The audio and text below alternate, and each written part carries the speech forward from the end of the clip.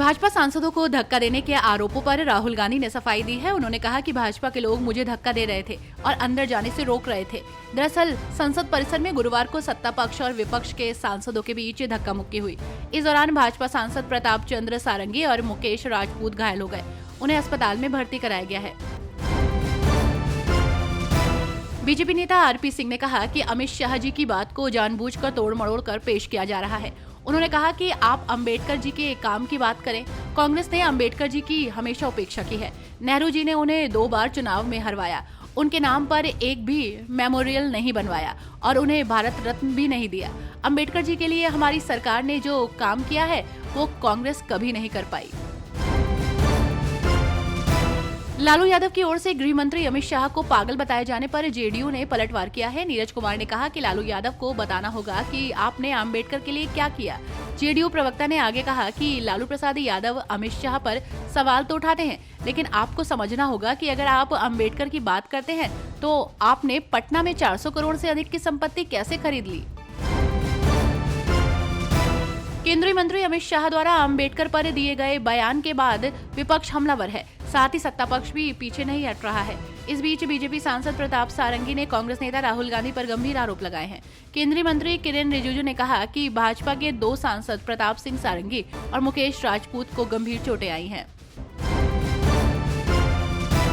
इन दिनों कांग्रेस और भाजपा आमने सामने है। इस बीच बीजेपी सांसद सुधांशु त्रिवेदी ने कहा कि अगर कांग्रेस को कुछ आपत्तिजनक लगा तो उन्होंने संसद में मौके पर इसका जवाब क्यों नहीं दिया। 12 घंटे के बाद उन्होंने 12 सेकंड का एक वीडियो पोस्ट किया। क्या सोरोस की गुप्त सेवा ने उन्हें कोई संकेत भेजा था? अगली सुबह उन्हें 12 सेकंड का वीडियो तैयार करना होगा। कांग्रेस लाख बार चेहरा बदल ले, लेकिन आईना कभी झूठ नहीं बोलता। महाराष्ट्र के उप मुख्यमंत्री एकनाथ शिंदे ने कहा कि ये बहुत पवित्र भूमि है। यहाँ आने के बाद सभी को एक ऊर्जा और प्रेरणा मिलती है। संघ परिवार को अगले वर्ष 100 साल हो रहे हैं। ये बहुत बड़ी बात है। जिसको निरपेक्ष भावना से सामाजिक काम करना है उसे यहाँ जरूर आना चाहिए। संविधान निर्माता बाबा साहब भीमराव अंबेडकर पर गृह मंत्री अमित शाह के कथित बयान पर अलग अलग राजनीतिक पार्टियों के वक्तव्य सामने आ रहे हैं। इस कड़ी में आरजेडी नेता मृत्युंजय तिवारी ने अपनी प्रतिक्रिया व्यक्त की है। उन्होंने कहा कि ये देश बाबा साहब अंबेडकर का अपमान सहन नहीं करेगा। जितनी भी इसकी निंदा की जाए वो कम है। केंद्रीय गृह मंत्री अमित शाह के दिए गए बयान पर उदित राज ने बीजेपी पर निशाना साधते हुए कहा कि अमित शाह को देश से माफी मांगनी चाहिए। हालांकि अपनी गलती को मानने की बजाय कांग्रेस को कसूरवार ठहरा रहे हैं।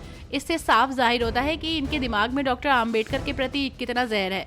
ये लोग शुरू से ही डॉक्टर आम्बेडकर से नफरत करते रहे हैं। लोकसभा के नेता प्रतिपक्ष राहुल गांधी पर बीजेपी ने आरोप लगाया है कि उन्होंने सांसदों को धक्का दिया। अब इस पर आम आदमी पार्टी राहुल गांधी के समर्थन में आई है। इसे लेकर आप सांसद संजय सिंह ने कहा, बीजेपी संसद में गुंडागर्दी करने गए हैं। बीजेपी वाले सोचते हैं कि सबका गला दबा दो, सबको बोलने मत दो। ये तो अच्छी बात नहीं है। आप अगर हिंसा पर उतारू हैं तो संसद की जगह हिंसा का अखाड़ा बन जाएगा। बीजेपी नेता प्रवीण खंडेलवाल ने कांग्रेस पार्टी पर हमला बोलते हुए कहा कि केंद्रीय गृह मंत्री अमित शाह ने राज्यसभा में जो कुछ भी कहा वो बिल्कुल स्पष्ट कर दिया, लेकिन कांग्रेस पार्टी और विपक्षी दल बात का बतंगड़ बना रहे हैं और चीजों को तोड़ मरोड़ कर पेश कर रहे हैं, क्योंकि वो हताश और निराश हैं। इसलिए लोगों का विश्वास जीतने के लिए झूठा नैरेटिव बना रहे हैं। देश की जनता को प्रधानमंत्री पर विश्वास है, क्योंकि बीजेपी ने वो सारे काम किए जिससे बाबा साहब अम्बेडकर को सम्मान मिला।